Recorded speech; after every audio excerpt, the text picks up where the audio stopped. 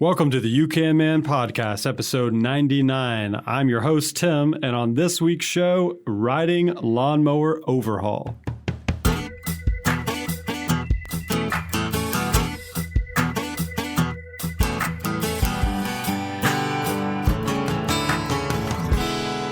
All right, guys, welcome back. This week, we've got a special guest in the studio that was actually on the show previously, way back on episode 53, my good friend Brandon.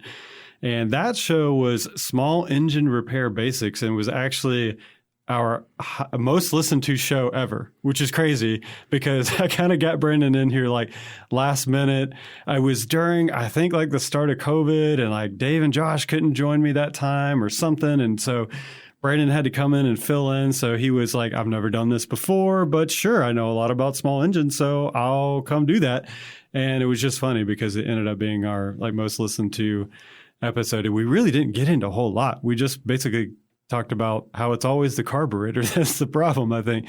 But anyways, Brandon, go ahead and say hello. Hi. So Brandon is a lifelong friend of mine. And when I say lifelong, I really mean lifelong. Like I literally do not remember a time that I have not known him. We have been friends since infancy. He lived down the street from me growing up, and we have remained best friends ever since. And so I'm really happy to have Brandon on the show with us today. Now, how many riding mowers have you resurrected over the years, Brandon? Oh, I'd say probably 8 or 9. I would say that's probably accurate. So Brandon is that guy that if you've got a broken mower or small engine or something, you're like, who do I know? Oh, right, Brandon. So you go over to his house, and I'm not exaggerating when I say this, okay? There's got to be at least 10 small engines laying around somewhere in the vicinity of his area. What do you say, more? No. No, not quite that. Way less than that. Okay, right. I think your wife would say otherwise. But you've at least got 3 riding mowers currently, I think.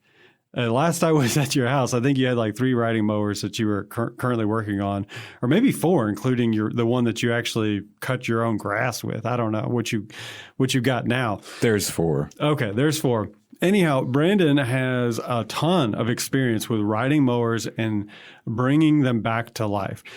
I had a John Deere mower that I beat the crap out of. And look, guys, what I did to this thing is just awful. Like the stuff that I would mow, like I would take it down. My family has some land, and I will usually take it down. There's a small grassy area that I would cut, and I hadn't cut it for a long time, and it got like really high. This was something you needed a bush hog for. And I took this John Deere down there and just ran it through these courses.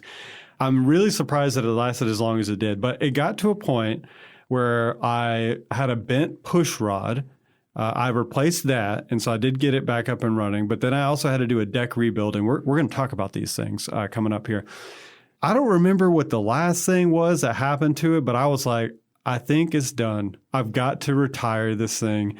And I was like, this thing is dead. Like it's not going to be resurrected. I need to just junk it. But I thought, you know what? I'm going to give Brandon the opportunity. I'm going to put this thing on the trailer. I'm going to take it over to his house and be like, look, man, here you go. Do you want this? And he said, yeah. What he did to that thing is nothing short of a miracle. The thing is still working. He gave it to his dad after he fixed it up. And the thing runs better, I think, than when I ever had it. So with this show, I want to encourage you guys that if you're thinking about getting a riding mower, maybe you don't have the money for it, and you're thinking, I'd really like to have a riding mower, and I'd like to learn more about them. I really want to encourage you guys, you can overhaul one of these things yourself. So many people get rid of these things for the stupidest reasons sometimes. Brandon gets these things for free often. He just got one from his neighbor, a really nice one that he's overhauling and like giving it this like Ford tractor motif thing going on. And it looks actually really good. But his neighbor was just done with it, right? And so Brandon's like, hey, I'll take it and, take my time. I'll overhaul it. So if you're interested in a riding mower, you don't want to pay the big bucks for a brand new one. Oftentimes you can find these things for cheap or even free if you're willing to put in the time and effort that it takes to do this. And you could come out way ahead money-wise, or maybe you do drop some money on it, but you also learn how to work on them.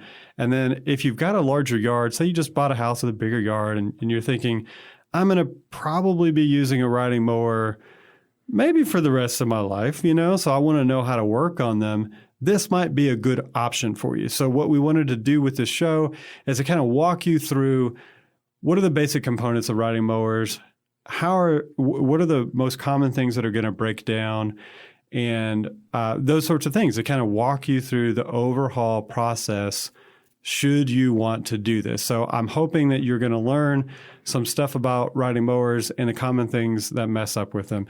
First off, I wanted to mention a website called tractordata.com. And when we're talking about lawn tractors, you're going to want to go to tractordata.com/lawn-tractors. And I'll put this link in the show notes.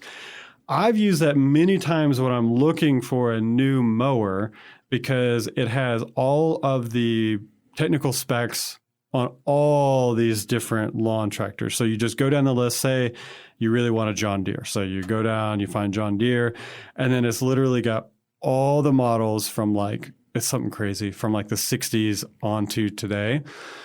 And then you'll look up the model, and then so say you're looking on Facebook Marketplace and you come across a model D140, and you're like, okay, I wonder how old this thing is. When was it manufactured? What motor does it have in it? You can find that on tractordata.com. And it's also really helpful when you're starting the process of maybe looking for parts and trying to figure out what are the specs on my new mower that I got. So just wanted to throw that out there. But let's talk about basic components. What are those things that are going to be the most common things to break down on the mower? And we'll just kind of go through those basic things. So, we've got, to me, I often think about the deck. When I first got a mower, I remember thinking, there's a lot of moving stuff on the mower deck itself. And I can't make sense of this, right? But when you break it all down, it's actually very simple.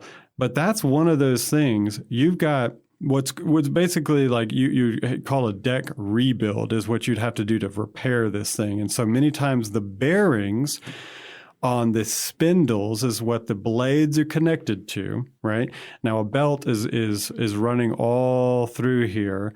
And it is moving the pulley, which is then moving the blades. But that's a common thing to go bad is those spindles. Or, obviously the belt could break. Some people might junk a mower because the belt breaks. I don't know. And it's so old. And then they're like, I don't want to deal with it. And then they'll just get rid of it kind of thing.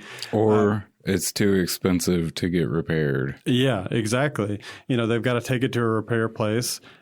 Just getting it there is one thing, right? Yep. So let's talk about the deck and the components there and your experience with that. Well, like you said, one of the most common things can be the belt. Clippings or trash get stuck under there. It can rub it, fray it, and then, or age too. That's another thing.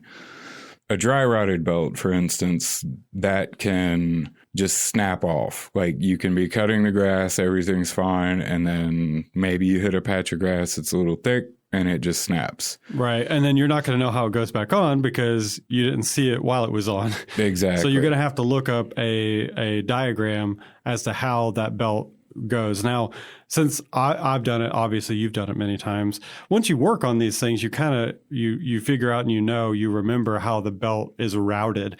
But if it's your first time doing it, you're going to be super confused, and you're going to have to go online and look at a diagram of how the belt is going around all the pulleys. So the bearings is another thing that are going to go bad is specifically on the spindles. But Yes. when you repair that, you're gonna buy a deck rebuild kit, and that comes with the spindles, which you may even have 3 of, depending on the size of the deck. So, like my mower only has 2 because it's a 42-inch wide deck. But if it's any larger than that, sometimes there'll be 3 separate blades, and then which means you'll have 3 separate spindles. And you'll buy those spindles. So it's not something like you're replacing the bearings in the spindles. You just buy the whole new spindles. But the deck rebuild kit is going to come with the spindles, at least a new idler pulley. So where the belt goes against what's called an idler pulley. And then usually comes with blades as well, and the belt, of course. So that's the basic kit for that. And I've seen them as low as what? I mean, they're under $100 sometimes. Yeah, it depends on what mower you're working on. But going back, often too, a lot of times the diagram for the belt will be on the deck. Yeah, you're right. But now all my mowers that I've owned is the decks are so beat to crap that the diagram's not going to be there. But you're totally right. All right, so let's move on to another component that may have issues, the steering. So what have been some common issues, Brandon, on those mowers that you've overhauled concerning the steering? Yeah, so there's a couple of things there. Little plastic bushing that's usually towards the top near the steering wheel, that will usually connect like under the hood area and Right. that whole section. That's pretty easy to change. And that's holding the steering shaft, if you will, in place. Yes. And that actually wore out on mine, and then it causes the steering to just go incredibly loose. Yeah, Because if that plastic bearing's not in place to hold the shaft where it should be, then your steering is going to be all kinds of wonky. Just on the top, though, it gets real loose. It doesn't like you'll try to turn the steering wheel and it's like it'll move an inch to the left or forward or back or whatever way it is. Right. And then moving down the shaft, you've then got that gear at the bottom of it. Yeah, the steering sector and pinion gear, those typically go bad on John Deere tractors. And how difficult would you say that is to repair? Is that something you're taking the entire shaft out to do? Yeah, but it's not that bad. Okay. Usually just lift the front of the thing up high enough to where you can slide the whole shaft out, and then you replace your worn components, and that's it. Okay, so anything else that would be going wrong with the steering? Okay, there are some other things like the front spindles. Those connect to the front wheels to The front axle, the front axle. assembly Yeah. on the front there, right? And that pivots left and right to give you the ability to traverse over uneven terrain, blah, blah, blah. There's a bushing in there as well, but rarely do those go bad because it's a metal bushing. But on John Deere's, there's a grease fitting in there that a lot of people forget to service. Yeah, and that causes that bushing to go bad. Right. So another thing is some cheap, easy upgrades. You can do thrust washers on the bottoms of. Yes, I had a note to talk about this because that's an upgrade. Even if you've got a mower that's like running great, but you want to do like a little small upgrade, what Brandon's talking about is, so what did you call it? It's like a thrust washer bearing? It's a thrust bearing. It comes with two, it's a little flat roller bearing, and it comes with two hardened washers that sandwich between. Right. The bearing is sandwiched between those. Right. And this is a very common upgrade. You'll have to Google it to kind of get a visual of what we're talking about. But it makes your steering incredibly more smooth and easy. It almost feels like when you first do this, especially if those old bushings are worn out on your riding mower and you replace it with these thrust bearings, it almost feels like you got power steering or something. That's actually what it's known as, is a poor man's power steering upgrade. Yeah. So even if your riding mower is running great, definitely check into this thrust bearing upgrade that Brandon's talking about. But if you're doing an overhaul, you definitely want to replace that for sure. Yeah. And if your steering is still just fine now and you're not ready to make that upgrade, definitely hit that grease point because that's one of those things that needs grease that a lot of people forget about. I think the grease point is kind of like on the inside of that spindle, so it's kind of easy to miss sometimes, like when you're kind of looking around for those grease points. So get you a grease gun and put some high quality grease on those spots. Okay, so let's talk maybe next about the transaxle. So that's what's actually driving the riding mower. Now, look, you could have an auto, which I have, or which would be called a hydrostatic drive, or you could have a mower with a clutch. But you're still going to have something that is transferring that power to those rear wheels. Now, I remember talking with Brandon before about what's going to cause you not to fix a mower. And pretty much the biggest thing would be a major problem with the transaxle. And why is that, Brandon? Because they're expensive and there's a lot of gears and springs and all kinds of stuff on them. And usually they're just not worth fixing.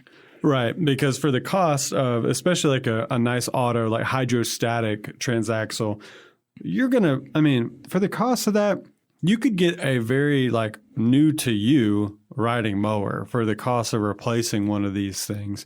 Now, one thing I was going to say about that is this is going to have a separate belt. So this is going to have a belt that's essentially coming down from the main pulley down from your motor, and it's going to be going all the way back to that transaxle. So it's not running off the same belt as your deck.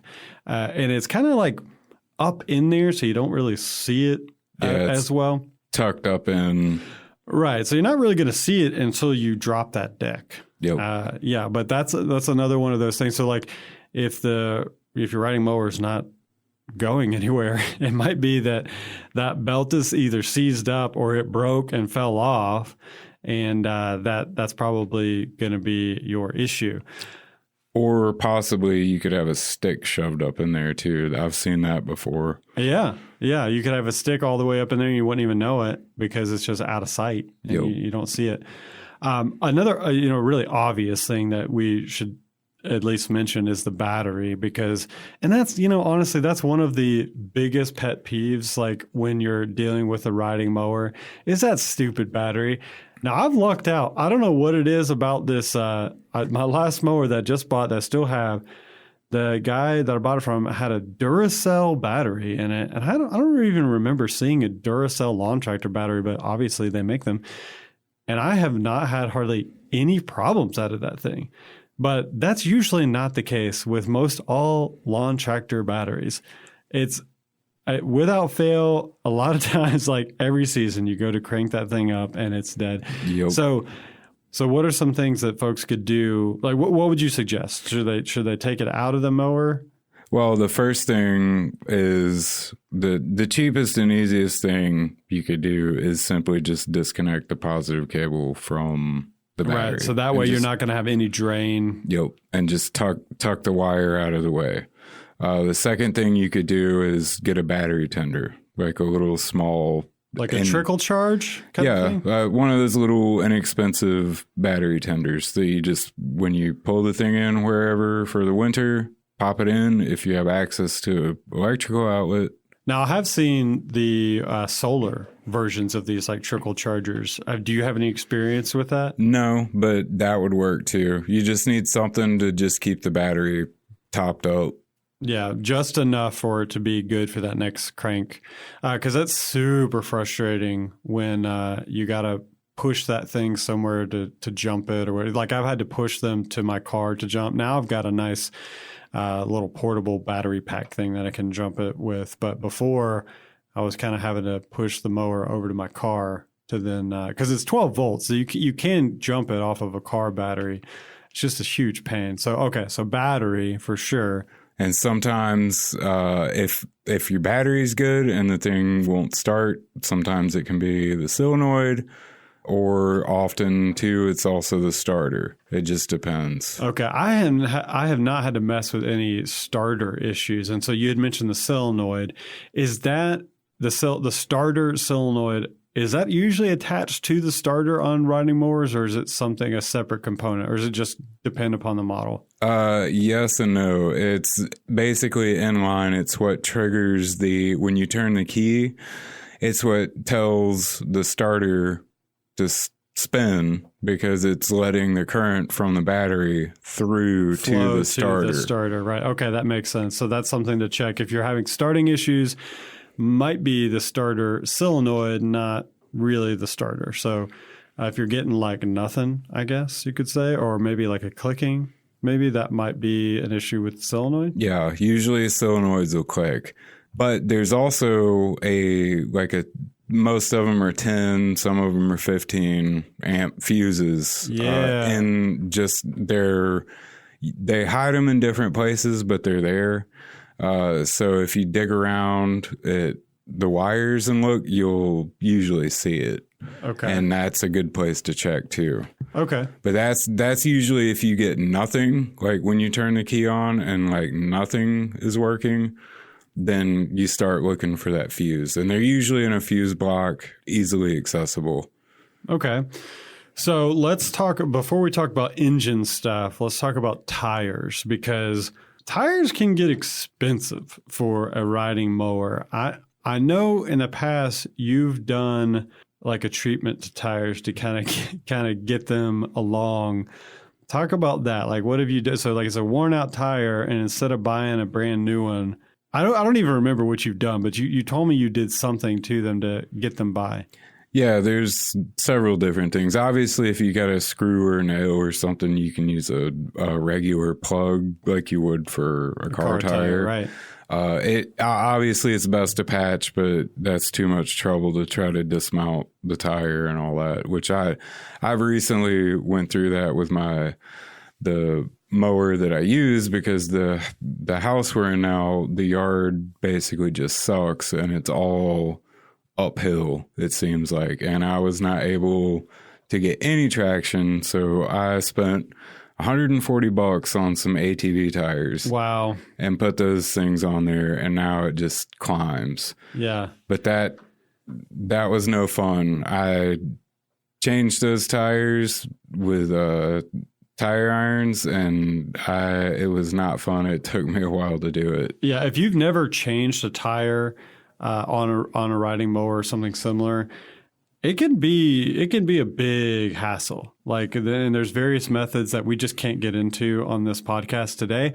But some of them include using lighter fluid, which is really fun. And it's fun to seat the new tire that way. But that's a whole nother conversation. But what was that? You had told me you pumped one tire full of some like foam stuff, or you did something to one tire. I don't remember what that was. Oh yeah, that was my super old Scots with that huge deck on it. I used great stuff. No, you didn't. Yep. You just remove the valve stem, the core out of the valve stem, poke a hole in the tire so you can get the little tube in and fill it full of great stuff. And that's crazy. And that actually worked? Oh yeah. You have to elevate the rear end of the tractor out. And then let it sit. Yeah. Let the foam expand and cure without the weight on it. What did that do after? Like, did you have any give to it, or was it like kind of rock hard? It makes it a solid tire, but it'll never go flat again. Okay. I mean, when that tread is done, that tire is definitely done. Yeah, it's done. And then the guy that is probably going to cuss you that has to, try to put a new tire on there, because that stuff. Because all the foam is going to be attached all to the inside of that wheel. The rim, yep. The rim. Oh gosh, I can't believe you did that. Okay, so hey, for listeners who don't know, great stuff. It's like a spray foam. that expands and hardens. And so Brandon's saying he just filled the tire with it and it worked. Yeah, that was extreme measures. Like if you have huge, like just nasty dry rotted tires or something that's like that. Just not going to hold air no matter what you do. Yeah. Okay. So that's like, if it's been sitting, like if you inherit a riding mower and that thing's been sitting forever, the tires are going to be dry rotted and you probably will not be able to keep air in them. So filling the tires with great stuff, it sounds like a horrible option, but it works. And especially if you don't want to fork over the money for brand new tires. Yeah, that is a big consideration. Like if you're looking at an old mower, if you're having to replace all 4 tires, what are we talking? Like, you could probably spend at least $200-$300 probably on brand new nice tires for it. Yeah, they're most front tires. I did those as well, but they were. I think I paid like $50 for those, but the rear ones were more expensive because they were 6-ply ATV tires, and that's one reason they were so difficult to get on. Okay, so there's tires. Let's talk about engine work because I think a lot of people are thinking, I can't be getting into the engine. If this engine's got problems, then it's a no for me. But I want to challenge that and say there's not a whole lot to small motors. And a lot of these motors that they put on these things are actually really high quality mowers. What are some of those motors that people could be looking out for that are like the better quality ones? Colors are pretty good. All of them are pretty good. There's some particular engine models that have like plastic cam gears and all that fun stuff. Those you kind of want to stay away from, but unfortunately everything is kind of heading that way because they don't make stuff like they used to. Right. Now, and that's important, like the website that I mentioned earlier, tractordata.com, looking up that specific engine before you make a decision on like some old mower that you're thinking about, restoring. That's a good idea, to look up the track record of these particular engines. So I think towards the beginning of the episode, I talked about how my mower engine had a bent push rod. Now, I didn't actually know that that's what it was until I took it apart, I think. Brandon probably would have known, but I didn't consult him before. I think you called me. Yeah, that was maybe. A long time ago. I think you called me and you were like, this is doing this. And I'm like, okay, try to start it and let me hear it. And I was like, doesn't sound like one of your valves is opening. Okay. Yeah, and so basically the push rod is opening and closing the valves. Right. Okay, so a bent push rod could be one of your issues. And me having next to no experience dealing with, taking a small engine apart, I was able to do it. I found the part number, ordered the proper one. I fixed it and it did fine up until it did it again. And then I gave it to Brandon.